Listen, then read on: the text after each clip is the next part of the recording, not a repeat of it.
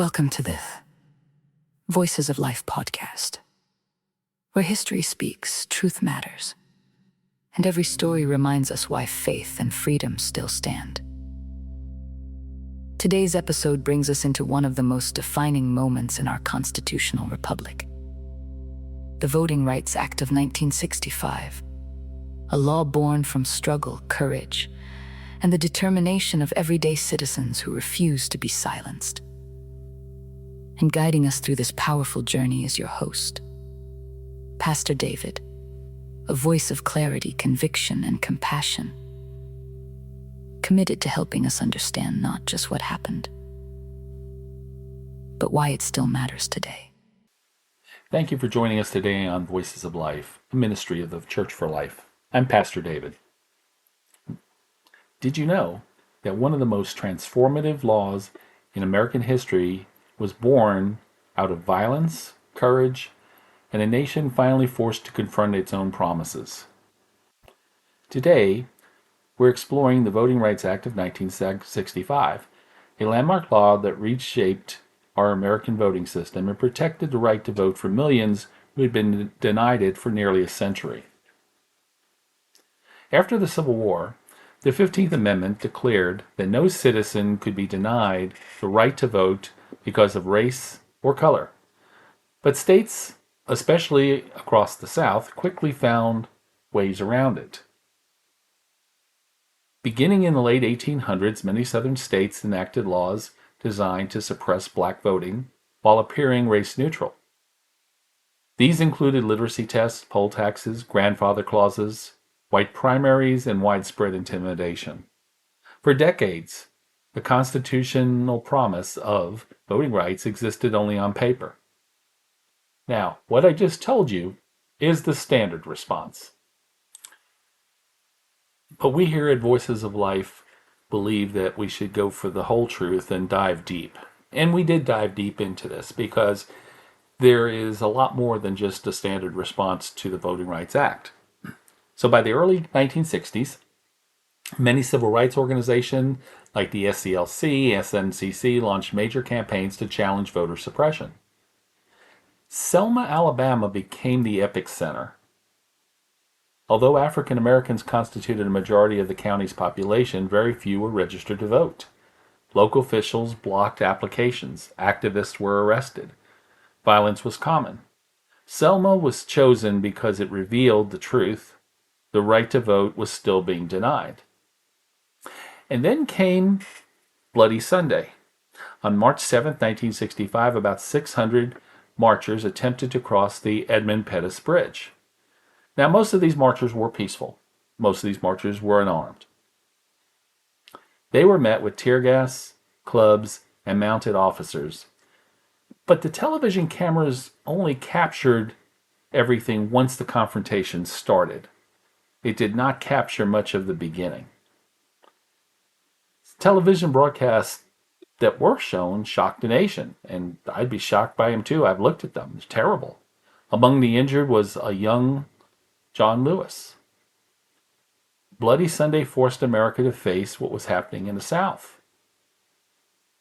The events of Bloody Sunday on March 7, 1965 are among the most documented episodes of civil rights movement. The core facts are well established, but there are nuances that are sometimes omitted in brief summaries. So we're going to give you a little bit more detail here. The march was part of a broader campaign to secure voting rights for blacks in Selma, Alabama. Several events led directly to the march. Local black citizens had spent months attempting to register to vote, but faced repeated denials, long waits, literacy tests, and other barriers. Civil rights organizations, including the Southern Christian Leadership Conference and the Student Nonviolent Coordinating Committee, organized demonstrations to draw attention to these conditions. On February 18, 1965, civil rights activist Jimmy Lee Jackson was shot by an Alabama state trooper during a nighttime protest in nearby Marion, Alabama. He died 8 days later. His death prompted organizers to plan a march from Selma to the state capitol in Montgomery to petition Governor George Wallace for voting right protections. Well, Usually when you have a march of something this size, you're supposed to have a permit. Did they have a permit? No. At the time of the first march on March 7th, the organizers did not have a state approval to march the entire approximately 54-mile route to Montgomery. Alabama officials publicly announced they would not permit the march. They were warned ahead of time, do not do the march until you had approval. There was no court order authorizing the march at that point, so they couldn't obtain a court order to overrule the state government, so the state government's laws were lawful at the time. Now, after the Bloody Sunday, a federal judge later ruled the marchers had a constitutional right to march, subject to reasonable public safety restrictions. And that's where we go into that little back and forth about what they did was safe or not safe. Did they interfere with traffic? Yeah, they did. A lot. The marchers walked right on U.S. Highway 80, which is a public roadway between Selma and Montgomery. Not only did they endanger motorists, they endangered themselves. They did not have the proper escorts and setups that would have been in place once the state gave approval or got a court order. Their presence, for this planned march required road management over several days. It wasn't something you could just do overnight, and they were in a hurry to do this because of the death of that one peaceful protester. The march only progressed a short distance, about 6 blocks from Brown Chapel AME Church and across the Edmund Pettus Bridge before law enforcement stopped it. It never reached a point where it significantly disrupted anything because the state of Alabama told them not to do it and they would stop them, and they did. So, from the available historical evidence, it indicates that most of the 600 marchers on the bridge were unarmed and they did not physically attack law enforcement. But it's funny that the television footage was only once the confrontation starts. So you didn't see what happened up to that point when they first met. And I would have loved to have seen that footage. But some of the participants just expected they would likely be arrested, marching in defiance of state orders, an act of civil disobedience, meaning they knowingly violated state directive prohibiting the march. Civil disobedience is unlawful, period, in any state, even today. There is no accepted historical evidence that the group as a whole initiated physical violence against the troopers, but there's nothing to show the beginning of the confrontation to show it wasn't that way. So it could have gone either way. As in most large groups, individual participants may have reacted differently once violence erupted, but the march itself is generally characterized by historians as a nonviolent demonstration.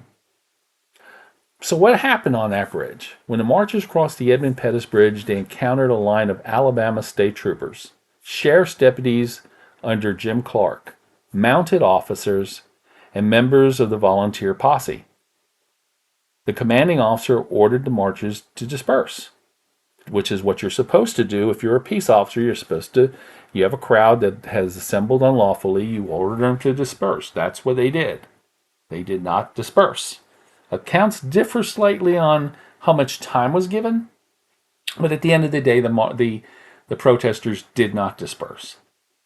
So the officers then used clubs, tear gas, mounted charges, and physical force. Many marchers suffered injuries, including fractures, head wounds, and a television broadcast and footage showed all that.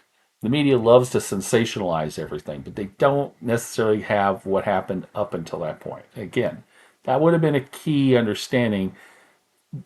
Did the law enforcement start it or did the protesters start it? Either way, the law enforcement officers were wrong to use excessive force with unarmed protesters. Tear gas would have been fine, physical force, but clubs, mounted charges, that's too much. That's even for today, it's too much. So why didn't they wait for court approval? That would have solved the whole problem. You would have had federal protection. Everything would have been fine, and it likely would have been a peaceful march all the way to Montgomery without anyone getting hurt. But some of the organizers believed that they had to take immediate action following Jimmy Lee Jackson's death. They just said they couldn't wait and they wanted to keep the momentum going for their voting rights campaign. So they were kind of playing to the cameras. I mean, we have to say that's the truth, that they were playing to the cameras.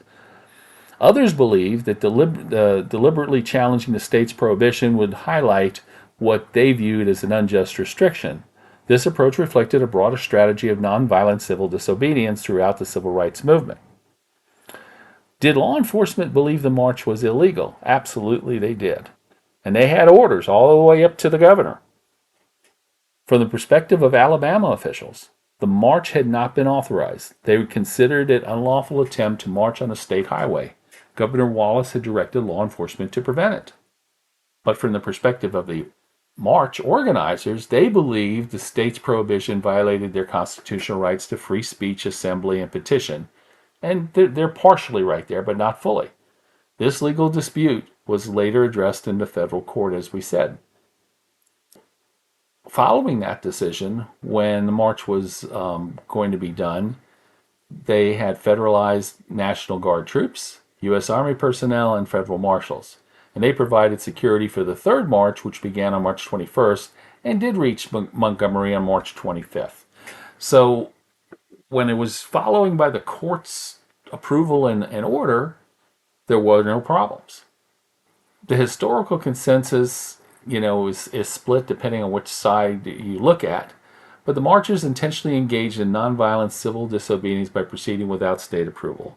They knowingly challenged Alabama's prohibition to march. Law enforcement considered the march unlawful under state authority. At the same time, the marchers were largely unarmed and did not initiate physical violence before the officers used force, according to the marchers. According to law enforcement, several of the protesters broke out and attacked law enforcement officers, and that's what started the physical confrontation.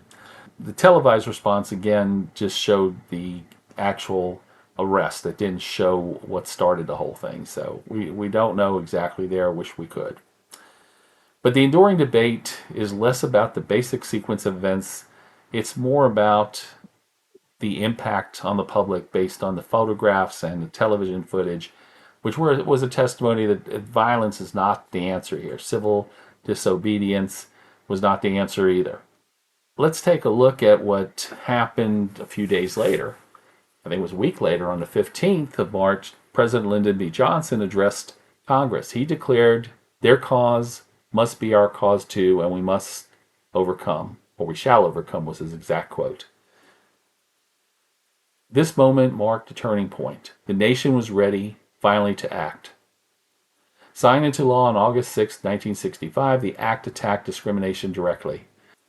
It had the several provisions. Section 2 bans racial discrimination in the voting nationwide, identifies states with histories of discrimination, requires federal preclearance before states can change voting laws. Federal examiners are empowered to register voters directly, and its suspension of literacy tests, removing one of the most abusive barriers. This was not symbolic, it was enforcement. There was an immediate impact. The results were dramatic. Within months, hundreds of thousands of blacks registered to vote. In Mississippi, black voter registration jumped 6 to 7% in 1964 to 60% in 1969. For the first time since Reconstruction, black citizens gained real political power. The act renewed repeatedly 1970, 1975, 1982, and 2006, each time expanding protections. It also survived major Supreme Court cases, including South Carolina v. Katzenbach, Allen, and Brnovich. In 2013, Shelby County v. Holder struck down Section 4 coverage. In 2013, Shelby County v. Holder struck down the Section 4 coverage formula, making Section 5 inactive unless Congress creates a new one. But Section 2, the heart of the Act, remains in force today. Now, Section 8, why does it still matter? The Voting Rights Act transformed American elections. It dismantled the segregation barriers, it empowered millions, and it remains a central safeguard against discrimination.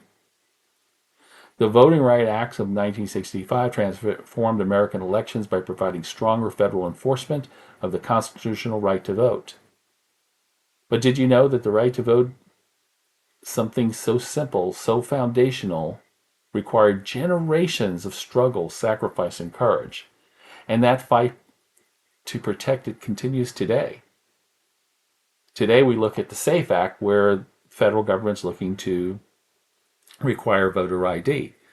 Well, considering how many illegal immigrants have been and non-citizens have signed up to vote, and for every vote that they do, it nullifies an American citizen's vote. So the SAFE Act it seems to be something where the federal government is progressing to the next level, and absolutely understandable that we need to have something to protect everybody's vote so that everybody's vote counts. But there are some truths that are not usually covered in the standard responses. I mentioned that earlier about voting rights. But Voices of Life feels that the information is important to understand the big picture in the United States.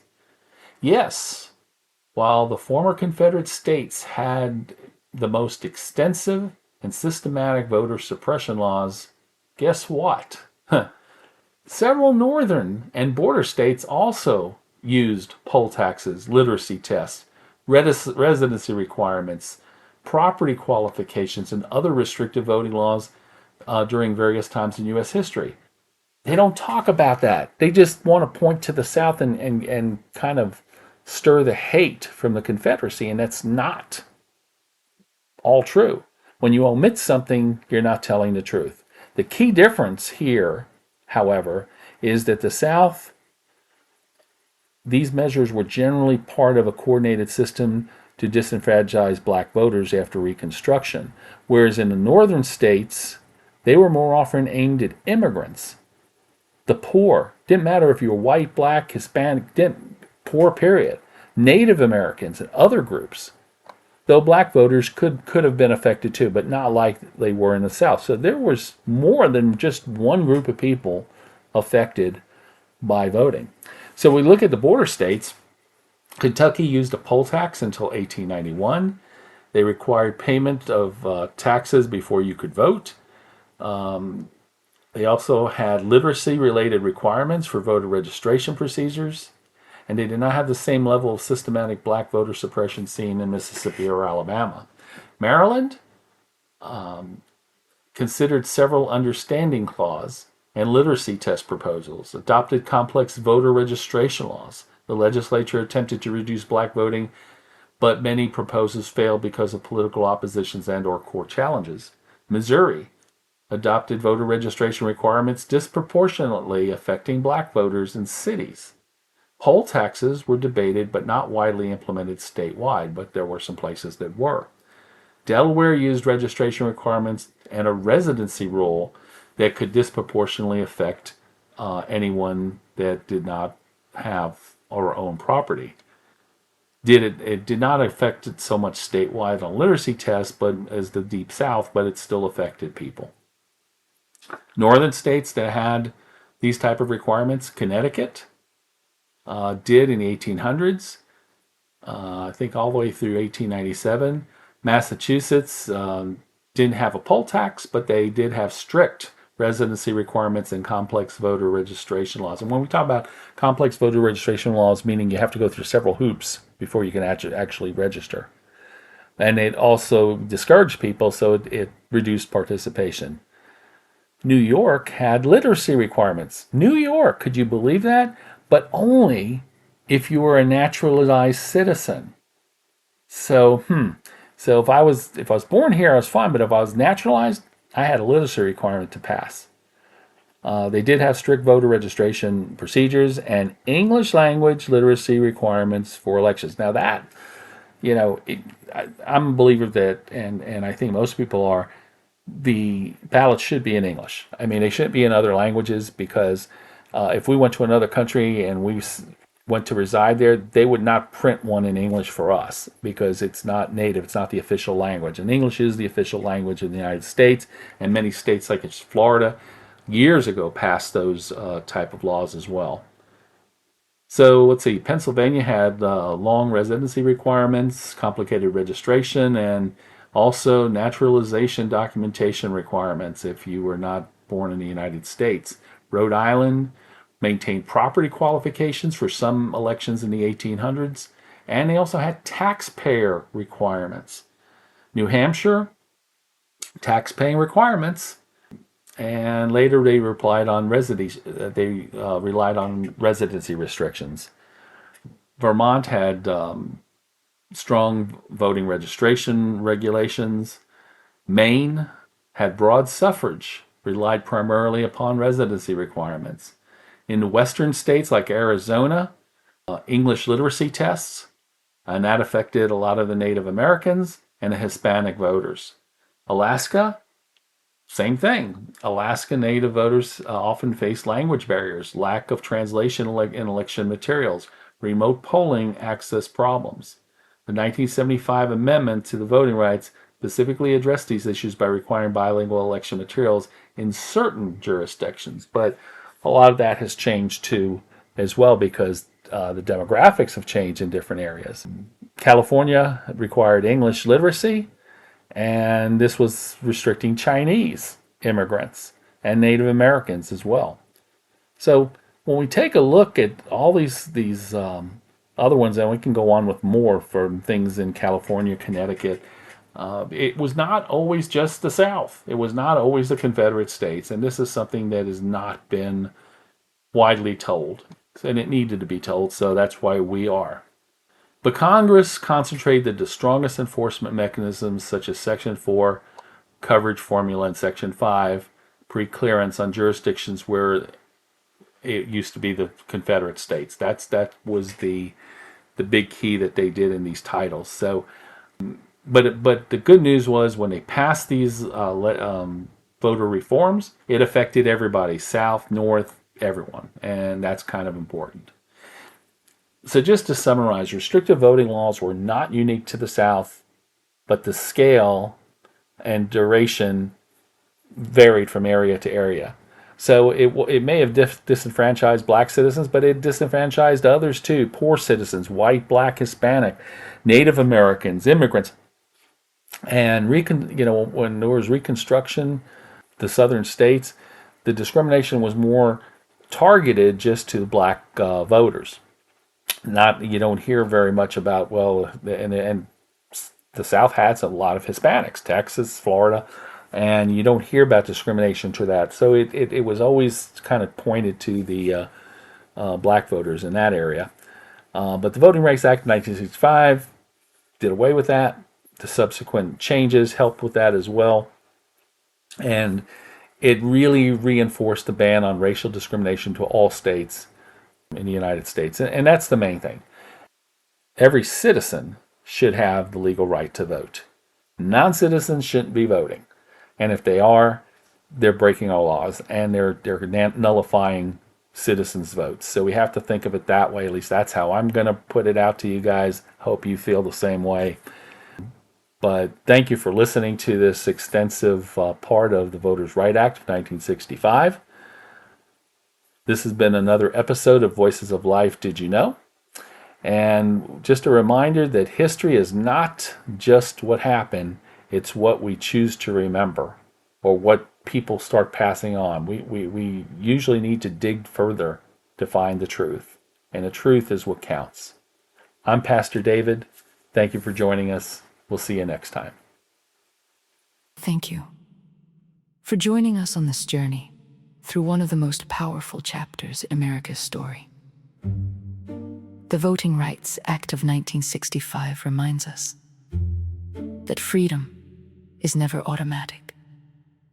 It is protected by those willing to stand, speak, and sacrifice so others may have a voice. We hope today's episode has strengthened your understanding, deepened your appreciation, and inspired your commitment to the rights we all share. On behalf of Voices of Life and your host, Pastor David, thank you for listening. Thank you for learning. And thank you for choosing to remember. Until next time. Stay encouraged, stay informed, and stay faithful.